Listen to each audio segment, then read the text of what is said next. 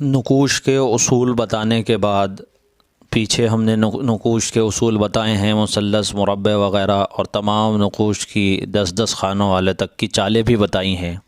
अब उसके बाद ज़रूरत पेश आती है उसकी ज़कात की। ज़कात के बारे में यहाँ हम कुछ उसूल बताएंगे, बहुत गौर से आप इस वीडियो को सुनिएगा।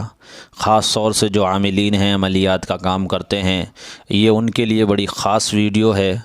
और हल्की सी भी इसके अंदर जो है आगे पीछे इसको ना करें तो बेहतर आपके लिए होगा, ताकि आप सारी बात को अच्छे से समझ सकें।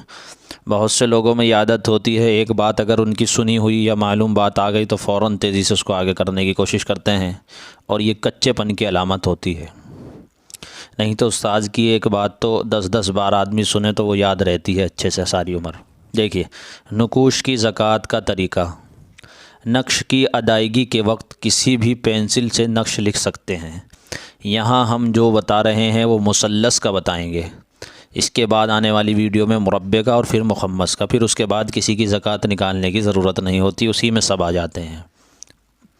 मुखम्मस के अंदर नक्श की अदायगी के वक्त किसी भी पेंसिल से नक्श लिख सकते हैं, यानी काले पेन से, नीले पेन से वग़ैरह। अलबत्ता नक्श बावजू लिखें। एक उसूल तो ये आ गया, एक इससे पहले, यानी किसी भी रंग के उससे आप नक्श लिखें। दूसरा उसूल, बावजू लिखें और चढ़ते सूरज में लिखें। ये तीसरी बात है। इन्हें याद रखने की चीज़ें हैं ये, तो अफजल है, यानी चढ़ते सूरज में लिखें। इसकी अगर रियायत आप ना करें तो चल सकता है, लेकिन बेहतर बात यह है कि रियायत हो जाए तो अफजल है। यानी तुलुए शम्स के बाद ज़वाल से पहले पहले, सूरज निकलने, तुल्लू कहते हैं सूरज निकलने के बाद से ज़वाल का जो वक्त होता है, यानी ज़ोहर के वक्त में दाखिल होने से पहले पहले। मुसल्लस की ज़कात का तरीक़ा अब देखिए, यहाँ समझिए। रोज़ाना 15 नक्श, रोज़ाना 15 नक्श चारों अनासिर से लगातार 15 दिनों तक लिखें। यानी 15 दिन तक लिखना है एक चाल, और 15 ही नक्श रोज़ लिखने हैं। इसकी तरतीब क्या रहेगी देखिए। आबी चाल ये है, यहाँ आपको दिखा दें, ये आबी चाल है। 15 नक्श रोज़ाना आबी चाल से लिखकर आटे में गोलियां बनाकर किसी नहर, नदी या तालाब में डालें। आब पानी को कहते हैं और इसका नक्श भी पानी में ही डलेगा। करना क्या है, 15 नक्श बनाने हैं, 15 दिन तक नदी में डालने हैं आटे की गोलियों में। ये नक्श लिखा हुआ है यहाँ, इसको देख सकते हैं। इसको बनाकर आबी नक्श लिखते वक्त अपना रुख शिमाल की तरफ करें, यानी जब ये अब आबी नक्श लिखें तो अपना रुख भी शिमाल की तरफ रखें। ये ख़ास तौर से इसका याद रखना है। बस ये 2 बातें हैं। अच्छा, इसके बाद जैसे ये आबी है, इसी में नीचे और भी हैं। देखिए, ये देखिए यहाँ, ये बादी चाल है। ये रहा नक्श। 15 नक्श, 15 लिखने हैं नक्श रोज़ाना। बादी चाल से लिखकर किसी फलदार दरख्त पर लटकाएं। बादी चाल, बादी क्योंकि हवा को कहते हैं, और फलदार दरख्त पर लटकाएंगे तो वो हवा में हिलता रहेगा, हवा में मुअल्लक हो जाएगा, लटक जाएगा। हवा वाला नक्श हवा में ही लगाना है। 15 नक्श रोज़ाना एक साथ, जब आप 15 लिख लें तो उसको एक साथ जमा कर लें, धागे से लपेट दें। ऐसे नहीं एक यहाँ, एक यहाँ, एक वहाँ, एक वहाँ, 15 नक्श अलग अलग लटकाएं। 15 नक्श एक साथ एक जगह कर कर एक टहनी पर आप बांध सकते हैं। फिर अगले दिन 15, फिर अगले दिन 15, 15 दिन तक 15 नक्श आप जाकर किसी पेड़ पर लटकाते रहें। वो वहाँ से खोलता है, कोई क्या करता है। ऐसी जगह जाएँ जो जंगल का एरिया हो, जहाँ जल्दी से कोई पहुँचे ना, ज़्यादा से ज़्यादा वक्त तक वहाँ वो टंगे रहें। बादी नक्श लिखते वक्त, जी हाँ, बादी नक्श लिखते वक्त अपना रुख मगरिब की तरफ करें। ये बादी जो हवा में लटकाने वाले हैं, मगरिब की तरफ, जिधर सूरज डूबता है उधर रुख कर कर बैठ कर लिखना है। ये भी याद रखें, जब नक्श की ज़कात अदा करनी शुरू करें, अफजल तो ये था कि चढ़ते सूरज में लिखें, लेकिन अगर किसी वक्त आपने शुरू कर दिया तो फिर 15 दिन तक वही वक्त रखना है। दूसरी बात, खाकी चाल। ये देखिए, ये खाकी है, ये चाल भी यहाँ जिक्र की गई है। 15 नक्श रोज़ाना खाकी चाल से लिखकर ज़मीन में दबाएं। ज़मीन ऐसी जगह हो जहाँ पैर वैर ज़्यादा ना आए, कोई कोना हो, कोई नदी किनारा हो, या कहीं भी कच्ची ज़मीन हो, जंगल वगैरह में आप रास्ते से अलग उसको दबा सकते हैं। खाकी नक्श लिखते वक्त अपना रुख जुनूब की तरफ कर कर रखें। ये खाकी की बात है। अब आतिशी बात, ये देखिए, ये आतिशी चाल है, ये रही आतिशी चाल, ये है 15 नक्श रोज़ाना आतिशी चाल से लिख कर आग में डालें।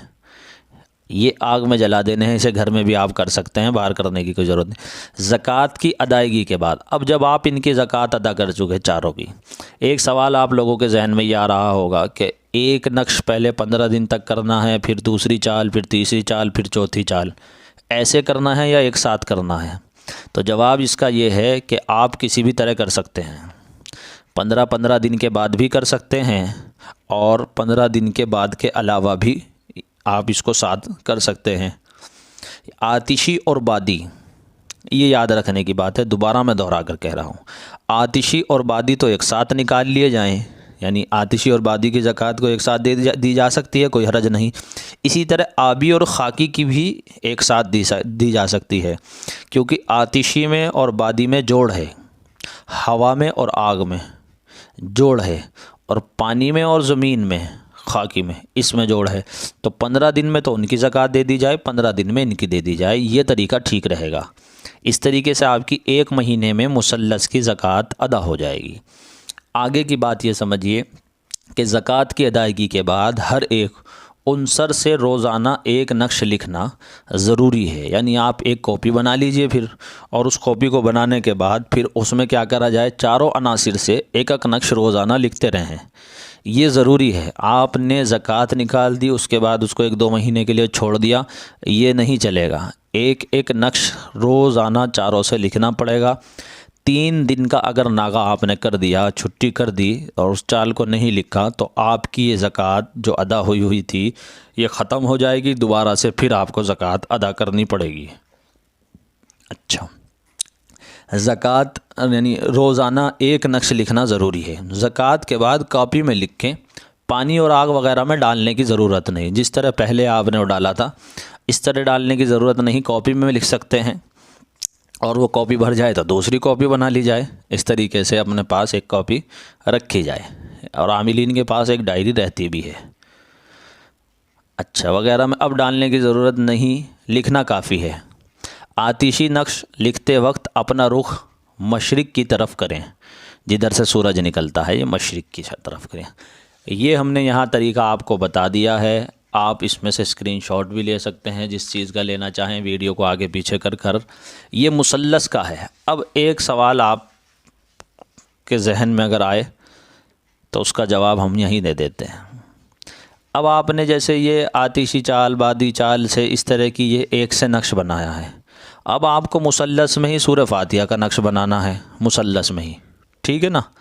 तो क्या वो इस ज़कात की अदायगी की वजह से वो भी अदा हो गई? क्योंकि मुसल्लस के अंदर तो सूरह फातिहा का भी नक्श आ सकता है, सूरह बकरा का भी आ सकता है, पूरे कुरान का भी आ सकता है, कुल औज़ु बिरब्बिल फलक का भी आ सकता है, नास का भी आ सकता है, सूरह जिन का भी नक्श आप इसमें बना सकते हैं 3 खाने वालों में, और सूरह मुज़म्मिल का भी नक्श इसमें आप बना सकते हैं।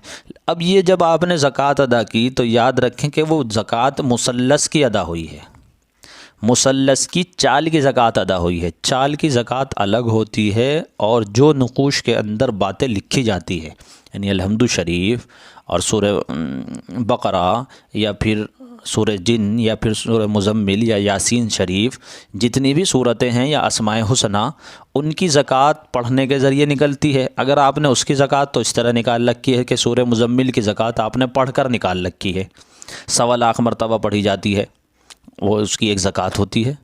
कितनी रोज़ है फिर वो सब तरतीब है।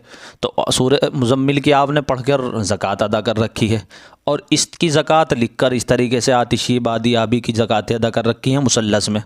तो अब आप इसको मिलाकर लिख सकते हैं आराम से। जी हाँ, अब आप इसको मिलाकर लिख सकते हैं। एक ज़कात तो होती है यानी आबी, खाकी वगैरह चाल की, ये ज़कात। दूसरी ज़कात होती है सूरह मुज़म्मिल वगैरह, जिन सूरतों को आप इसमें भरना चाह रहे हैं उसकी, यानी जो पढ़ कर निकलती है। तीसरे ज़कात का तरीका होता है कि उसके बने हुए तावीज़ की, जी हाँ, अददी हो या अरबी हो, उसके बने हुए तावीज़ की। तो खैर, आप उम्मीद है कि ये शुरू की बातें हैं, ज़्यादा आपका जहन न उलझे, इसलिए मैं ज़्यादा बातें आपको नहीं बताता और बहुत मुख्तसर में ये चाहता हूँ कि क्योंकि इसमें सीखने वाले शुरू के भी होते हैं, कुछ पुराने भी होते हैं, वो आसानी से समझ जाते हैं।